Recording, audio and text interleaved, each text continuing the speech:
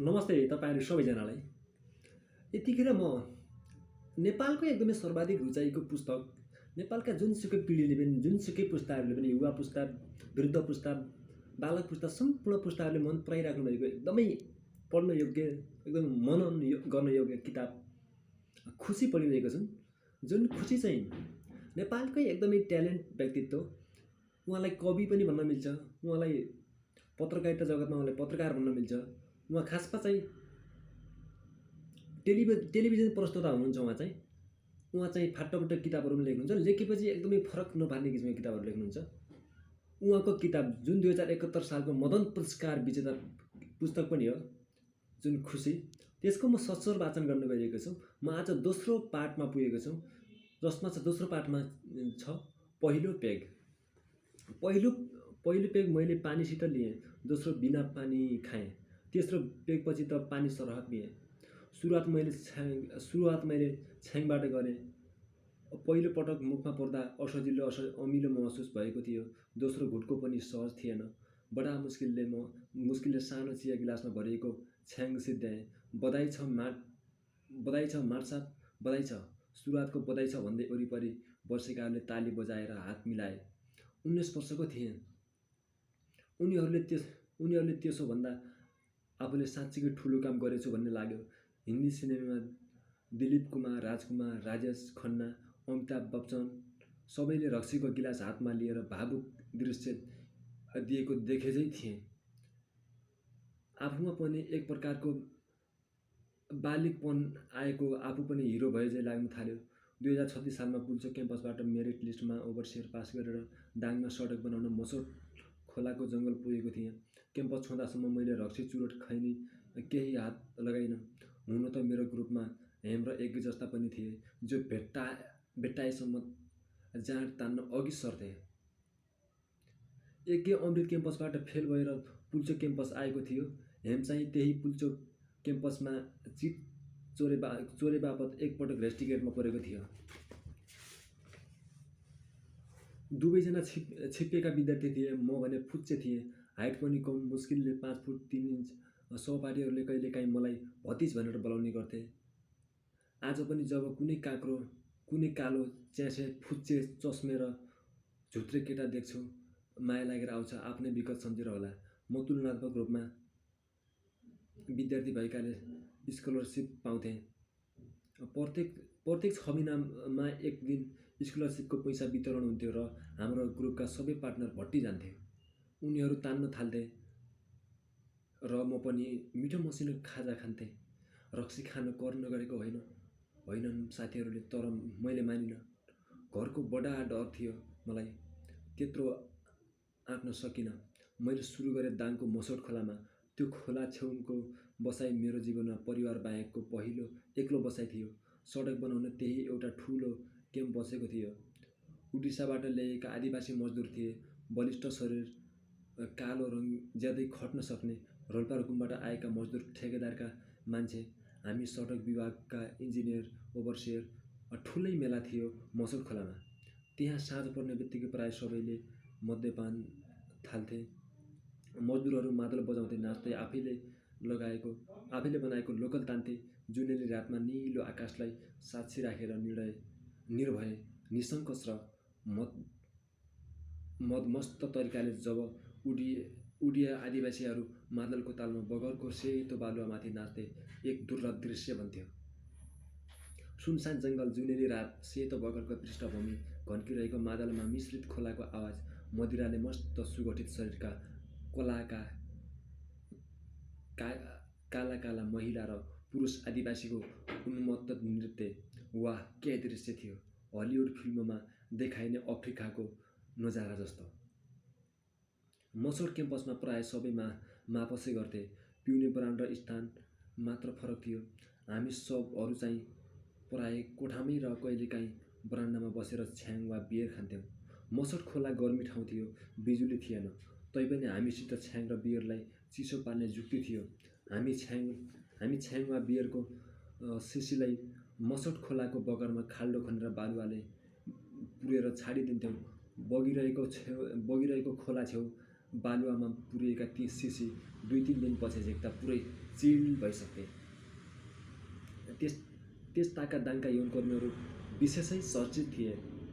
हाम्रो क्याम्पसमा जिरेल भन्ने एउटा ओभरसियर थियो। रमाइलो मानिस 2 हप्तामा एकपटक घोराइ पुगेर यौनकर्म गरेको दिन सगर्व घोषणा गर्दथ्यो, पानी फेरेर आइयो, क्या मजा।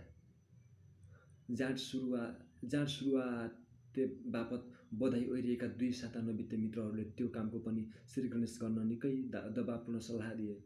फेरि एक नयाँ सुरुवातको बधाई दिन घोराइ लगेर मेरो कुमारत्व भङ्ग गराउने ठुलो कोसिस गरे, तर यो दोस्रो बधाई खाने साहस मैले गर्न सकिनँ। हुन त शरीरमा प्रचण्ड काम वासना जाग्रत हुने उमेर थियो। जिरेलसँगै लागेर पानी फेर्ने रहर नजाएको होइन। चढ्दो जवानीमा आफ्नो शरीरलाई कुनै पोटिलो शरीरसँग जोड्ने कल्पनाले काउकुती लगाउँथ्यो, तर मलाई लाग्यो किनिएको यौनकर्मले मेरो वासनाको जरोलाई क्षणिक रूपमा स्खलित त गराउला, तर मनलाई तृप्त गराउने क्षमता राख्दैन। त्यसैले जिरेलसित गइन। एक दिन जिरेललाई उदास देखेँ। उसलाई भिरिङ लागेको रहेछ। ती दिनहरूमा एड्स आएको थिएन। पेन्सिलिनका थुप्रै चक्की खाएपछि जिरेलको यौन रोग ठिक भयो, तर त्यसपछि पनि जिरेल चेतेन। उसको पानी फेर्ने काम पुनः नियमित भयो। मसौड खोलामा मुस्किलले 4 महिना बसे। पुगेकै महिना रक्सी सुरु गरेँ। दोष मसौड खोलाको थिएन, दोष मेरै थियो। साँच्चै भन्नुपर्दा त्यस बखतसम्म दोष मेरो पनि थिएन, किनभने रक्सी सुरु गरेको धेरै वर्षसम्म म हल्का मात्र पिउँथेँ। मसौडको पहिलो पेगदेखि लिएर अल्कोहलिक हुन मलाई निकै वर्ष लाग्यो। सुरुमा म कहिलेकाहीँ रमाइलोको लागि पिउने सोसल ड्रिङ्क गर्थेँ। हल्का झमझम हुन्थ्यो, उत्तेजनात्मक रमाइलो। पिउने बेला हामी जगजित सिंह र पङ्कज उदासका गजल सुन्थ्यौँ। नशा कर हल्का हल्का सा, नशा कर हल्का हल्का सा, लहुमे हो त हल्का सा। गजलले थोरै पिउने सल्लाह दिए पनि हामी मस्त पिउँथ्यौँ। पिएपछि मेरा महत्त्वाकांक्षा आकाश छुन्थे। ओभरसियर थिएँ म, तर रक्सी खाएपछि सारा नेपालको चिफ इन्जिनियर मै हुँ जस्तो लाग्थ्यो। चिफ इन्जिनियर ओभरसियरभन्दा कम्तीमा 5 तह माथिको पद हुँदो हो, तर रक्सी खाएपछि बिचका तहहरू कता हो कता बिलाउँथे। नपिएको बेला चिफ इन्जिनियर हुने कुरा सोच्न पनि सकिँदैनथ्यो। रक्सी खाएपछि मेरो स्व-आकलन यथार्थभन्दा धेरै ठुलो हुन्थ्यो। मदिराले प्रभावित भएपछि मानिसको यथार्थ मापन यन्त्र बिग्रेर जाँदो रहेछ। कुनै पनि घटनामा व्यक्ति या त धेरै ठुलो देखिन्छ या फुस्ना जत्र। म चाहिँ पिएपछि आफूलाई धेरै ठुलो देख्थेँ। मेरो ठिक विपरीत हाम्रो क्याम्पमा एउटा सुपरभाइजर थियो। ऊ चाहिँ 2-4 पेग लिएपछि आफूलाई कुल्ली ठान्थ्यो। आफू बसिरहेको कुर्सीबाट ओर्लिएर भुइँमा बस्थे। आफू मुनिका स्टाफलाई पनि नमस्ते हजुर, नमस्ते सर भन्दै रुन्थ्यो। रक्सीसँग साइनो जोडेको महिना दिनपछि एक नयाँ आफन्त मेरो जीवनमा थपियो, चुरोट। देउखुरी बजारमा भेट्यो। रक्सीको पहिलो घुटको जस्तै चुरोटको पहिलो सर्को तान्न निकै अप्ठ्यारो भयो। संसारको कुनै कुलतको स्वाद सुरुमा मिठो हुँदैन। रक्सीको पहिलो पेग, चुरोटको पहिलो सर्को, खैनीको पहिलो फाँको। तर ढिलो चाँडो यस्तो शारीरिक र मानसिक परिस्थिति निर्माण हुन्छ जहाँ यी वस्तु शरीरलाई पराय भएनन् भने सकसक लाग्न थाल्छ, लत लागिसकेको हुन्छ। मसौड छँदा मातेर बेहोस भएको मलाई सम्झना छैन। ती दिनमा म रमाइलोको निम्ति पिउँथे, इफेक्टका निम्ति होइन। हुन त मसौड छँदै खाएर गति छाड्नेहरू नदेखेको होइन। कुल्ली होस् वा इन्जिनियर, बेला बखत सबै छाड्थे। कुल्लीहरू बढी खाएर छाडेको कुरा भोलिपल्ट सहजै भन्थे। हाकिम साहबहरू चाहिँ अघिल्लो रात केही नभएझै अभिनय गर्थे। गरिबहरू थोरै कुरा लुकाउँछन्। भौतिक वस्तुको सञ्चय थोरै हुनेसित लुकाउने कुरा पनि त्यति धेरै हुँदैन रहेछ। घर नै खाली भएपछि के लुकाउनु, कहाँ लुकाउनु, किन लुकाउनु? लुकाउने यत्न गरे यो असफल हुन्छ, किनभने गरिबहरूसित लुकाउने सिप थोरै हुन्छ। मध्यवर्गका मानिस चाहिँ रक्सी, केटी वा जुवाका मामिला लुकाउने कोसिस अलि बढी गर्छन्। मानसिक रूपले अधिकांश मध्यम वर्ग बडा जटिल अवस्थामा जीवन बाँच्छ, न ऊ निम्न वर्गको स्वच्छन्दतामा ओर्लिने साहस गर्न सक्छ, न त उच्च वर्गको सोफिस्टिकेटेड र सुरक्षित छाडापनमा उक्लने मौका उसले पाउँछ। सुरा सुन्दरी र जुवा आदि विषयमा धनवानहरूलाई अलि सजिलो छ। पैसाले कहिलेकाहीँ मानिसका अवगुण लुकाउन मद्दत पनि गर्छ, तर रक्सी यस्तो न्यायिक वस्तु हो जसले कुलीलाई एउटा र इन्जिनियरलाई अर्को नियम लागू गर्दैन, राजालाई एउटा र रङ्कलाई अर्को कानुन लगाउँदैन। जीवनमा धेरै पछि नेपाली वामपन्थी इतिहासकार युग पुरुष मनमोहन अधिकारीसँग 2-4 पेग पिउने मौका मिल्यो। मैले भने, मदिरा असली साम्यवादी हो। जुनसुकै विचारधाराका जुनसुकै वर्गका मानिसले खाए पनि लागिहाल्छ। निश्चल बालक चाहिँ हाँसेका थिए मनमोहनजी। रुसका राष्ट्रपति थिए बोरिस एल्सिन। उनी नभएको भए रुस सायद आज पनि कट्टर कम्युनिस्ट देश नै रहन्थ्यो। राष्ट्रपति मिखाइल गोर्बाचेवको सुधारवादी शासन विरुद्ध कु गर्न खोज्नेहरू विरुद्ध स्वयं ट्याङ्क चढेर जाइलाएका प्रतापी बोरिस एल्सिन कालान्तरमा स्वतन्त्र रुसी महासङ्घका राष्ट्रपति भए, तर उनी पदमा छँदै 1 नम्बरको अल्कोहलिक भइसकेका थिए। एकपटक उनी आयरल्यान्ड भ्रमणमा जाँदा अत्याधिक मदिरा सेवनले आफू चढेको प्लेनबाट ओर्लन नसक्ने भए। आफ्ना भिभिआइपी अतिथि विमानबाट नओर्लेपछि रिसिभ गर्न एयरपोर्ट पुगेका आइरिस प्रधानमन्त्री के गर्ने कसो गर्ने भएका थिए। टाढाको कुरा किन गर्नु, किशनजीलाई मैले यस्तो हालतमा देखेको छु जब उनी खाटबाट उत्रन सक्ने अवस्थामा थिएन। किशनजी जिन टनिकले झ्याप थिए। साधोबाटो निवासमा भेट्न आएका सूर्यबहादुर थापालाई मैले एउटा झुटो बहाना बनाएर फर्काइदिएँ। राजा त्रिभुवन त्यतिका मदिरा सेवन नगर्ने भएका भए त्यो कच्चा उमेरमा सायद मर्ने थिएनन्। उनकी एउटी विदेशी नर्स थिइन्, एरिकाले आफू राजा त्रिभुवनकी प्रेमिका पनि भएको प्रष्ट सङ्केत आफ्नो आत्मकथामा गरेकी छन्। आत्मकथामा उनले राजा त्रिभुवनको मदिरा प्रेमबारे पनि चर्चा गरेकी छन्। पछिल्लो पुस्ताको राजपरिवारका कतिपय सदस्यले लागु पदार्थ र अत्याधिक मद्यपानमा संलग्न रही बवण्डर मच्चाएको कुरा धेरै नेपालीलाई थाहै छ। सोल्टी, एभरेस्ट, अन्नपूर्ण आदि 5 तारे होटलका कर्मचारी नेपाली ब्लू ब्लडहरूले मदिरा सेवनपछि देखाएको गाईजात्राको विवरण गणतान्त्रिक नेपालमा स्वाद मानी दिन्छन्।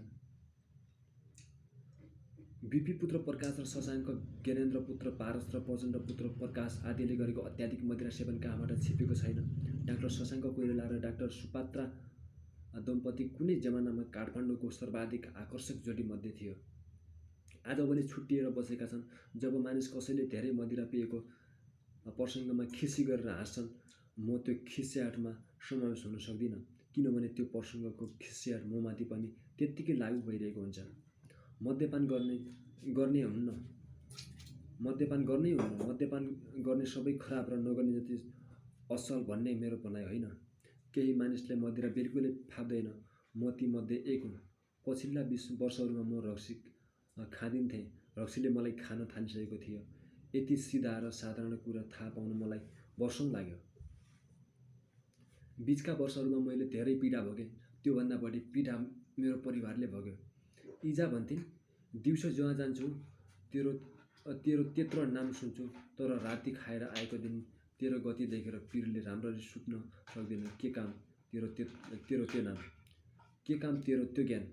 इजाको कुरा सुनेर म निरुत्तर हुन्थेँ। कहिलेकाहीँ मुखबाट निस्कन्थ्यो, इजा आजदेखि खाँदिन। सुनेर आमाको मुहार उज्यालिन्थ्यो, तर केही दिनपछि पुरानै कहानी दोहोरिन्थ्यो। आत्मग्लानीले मन उकुस मुकुस भएर आउँथ्यो। बुढेसकालमा इजालाई मनको शान्ति समेत दिन नसक्ने भए भनेर मेरो चित्त साह्रै दुख्थ्यो। राति पतिको त्यो गति देखेर झन् सुषमाको मन कस्तो हुँदो हो। भोलिपल्ट बिहान उठ्दा म आत्मग्लानी, पश्चाताप र दुःखका जुन भावनाबाट गुज्रन्थे, त्यसको तुलनामा मलाई आफ्ना सबै उपलब्धि फिक्का लाग्थे। धेरै पिएर आएको भोलिपल्ट बिहान हाम्रो घर कुनै मसान घाटबाट मुसनघाट जस्तो दुखदायी र सुनसान हुन्थ्यो। बिस्तारै मेरा 2 सन्तान सारांशिका र सारांश पनि केही बुझ्ने हुन थालिसकेका थिए। एक दिन छोरीले आफ्नो सानो हातले अङ्ग्रेजीमा लेखेको कागज देखे। कुन्नी किन हो, मेरो त्यति राम्रो बाबा राति त्यस्तो भएर आउँछ। मेरो राम्रो बाबालाई रक्सी खाएपछि कुनै अर्कै नराम्रो बाबाले खाइदिन्छ। मेरो बाबाले रक्सी खान छाडिदिए कति राम्रो हुन्थ्यो होला। पढेर म निकै बेर एक्लै रहेँ। अब उपरान्त रक्सी नखाने क्रिया खाएँ। तर केही दिनपछि सब थोक जस्ताको जस्तै भयो। म मदिरा सेवनबाट मुक्ति चाहन्थेँ, तर सकिरहेको थिएन। बढी खाएर आएको भोलिपल्ट हरेक बिहान म भनिरहेको हुन्थेँ, आजदेखि त पक्कै खान्न। सुरुका दिन इजा र सुषमा त्यो सुनेर उज्यालो हुन्थ्यो, तर पछिका वर्षमा चाहिँ भाव शून्य प्रतिक्रिया दिन थाले। परिवारले झुट पत्याउने पनि एउटा समय सीमा हुँदो रहेछ। समय बित्दै जाँदा इजा र सुषमाको म प्रतिको त्यो भावशून्य हेराइमा अविश्वासका मात्रा बढ्दै गएको मलाई महसुस भयो। उनीहरूले नपत्याएको देखेर मलाई झनै रिस उठ्थ्यो। म भन्ने बेला आफ्नो तर्फबाट साँचो र इमान्दार मनले भनिरहेको हुन्थेँ, आजदेखि खान्न।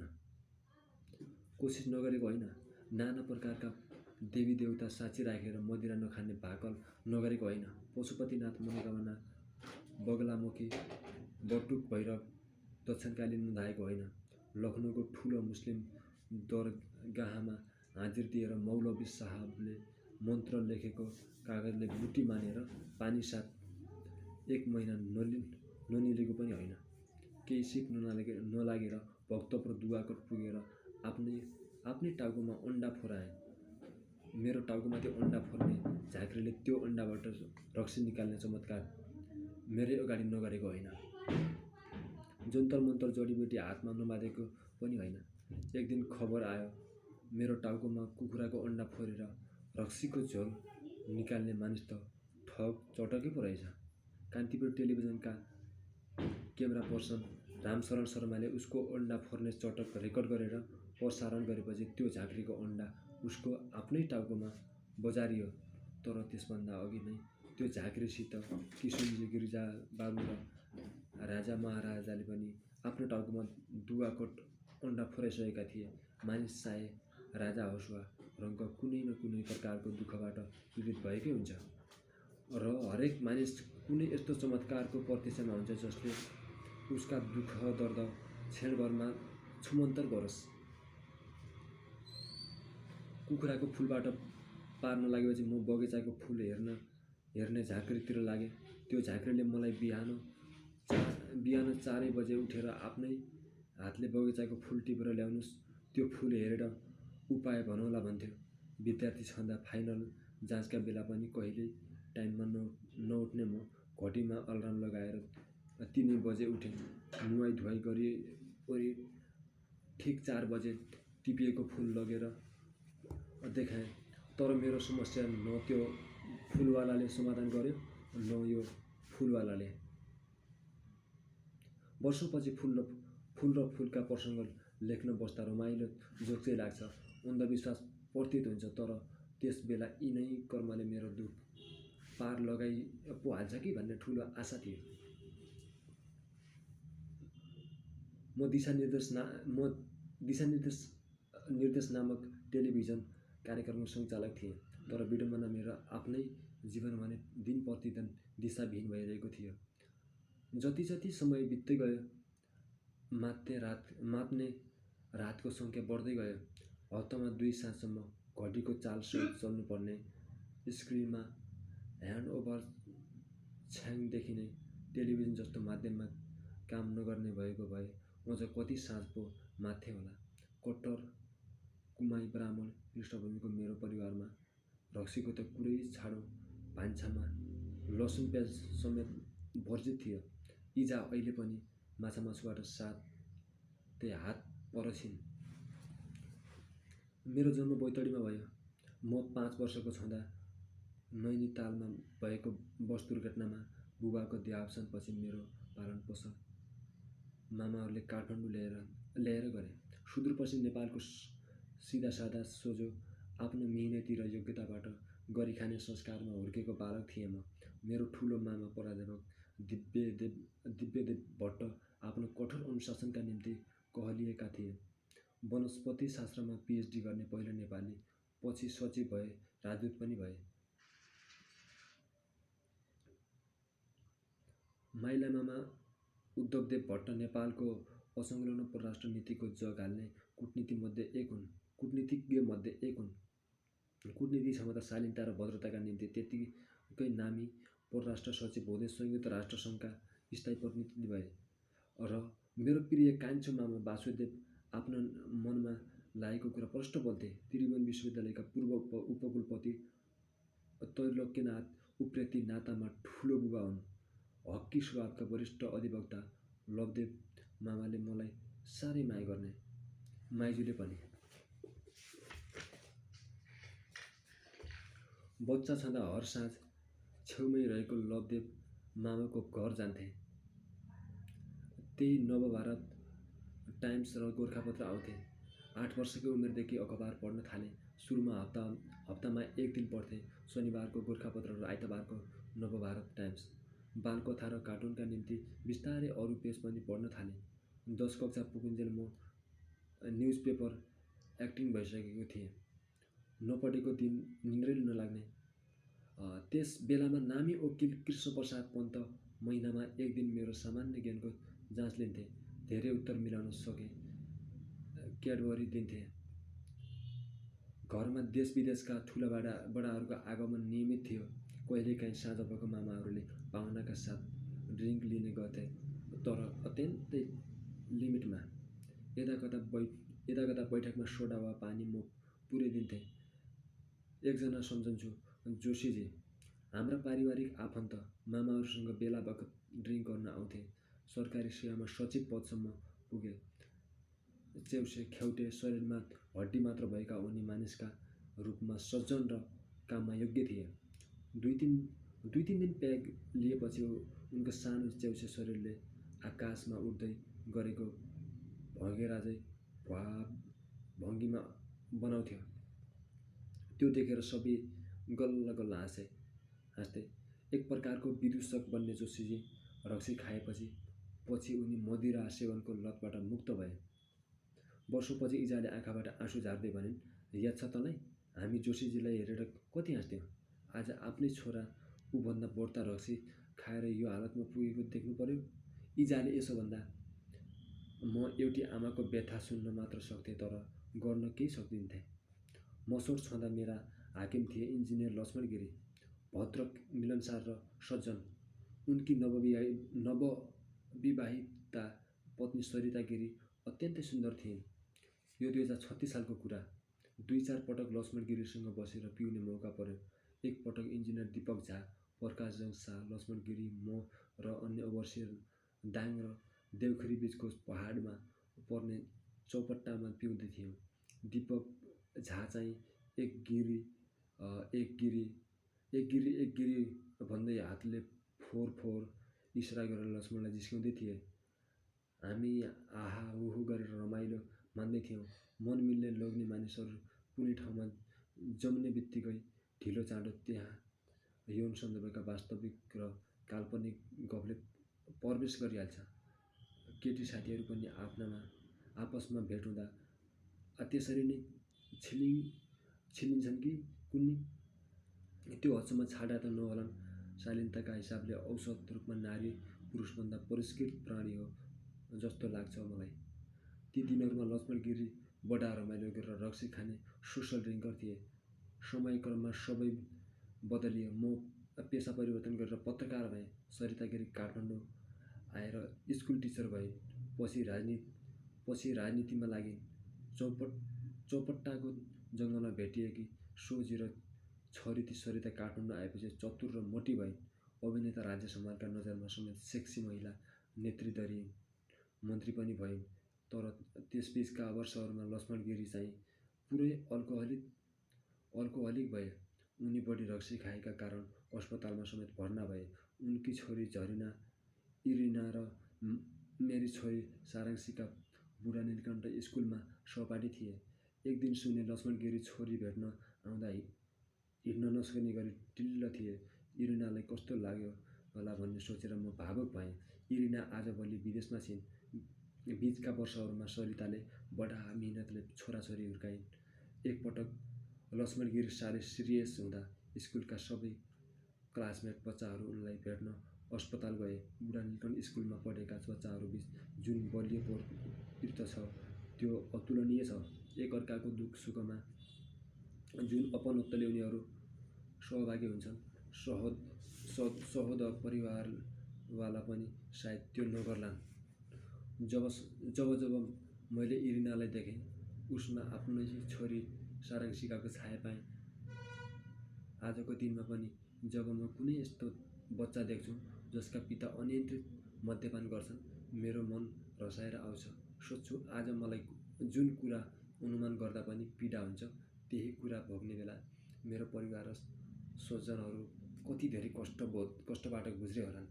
हुन त म एकै दिनमा धेरै पिउने भएको होइन। त्यहाँसम्म पुग्न वर्षौं लाग्यो। मसोट छुँदा मैले मुस्किलले 10 दिन पिएँ। त्यहाँ मेरो समस्या मदिरा होइन, महत्त्वाकांक्षा थियो। मसोटमा 4 महिना नबित्दै लाग्न थाल्यो। इन्जिनियर मेरा लागि उपयुक्त पेशा होइन। दरखास्त मात्र हालेको भए म इन्जिनियरिङ पढ्न तत्कालीन सोभियत सङ्घ सहजै जान सक्थेँ। तर मसोटमा बिताएको समयभित्रै मलाई लाग्न थाल्यो मैले कुनै अर्कै क्षेत्रमा करियर बनाउनु पर्छ। त्यस बेलाको नेपालमा इन्जिनियर बनेर म आर्थिक रूपले सुरक्षित जीवन बाँच्न सक्थेँ। तर मलाई लाग्यो इन्जिनियरिङ करियरले मेरो जीवनलाई सजिलो बनाए पनि खुसी दिने छैन। म पेशा बदल्न चाहन्थेँ, तर कुन क्षेत्र समात्ने मसित उत्तर थिएन। आदरणीय दर्शक श्रोताहरू, तपाईहरुलाई कस्तो लाग्यो पहिलो पेग? मैले ससुर वाचन गरेर सिद्ध्याएँ। तपाईले सारांश भन्नुलाई तपाईले के बुझ्नुभयो अनि कुन टाइपको लाइफ राम्रो हुँदो रहेछ भन्ने कुराहरू कमेन्टमा छोडिदिनु होला। अहिलेलाई बिदा हुन्छु। हवस् त, नमस्ते।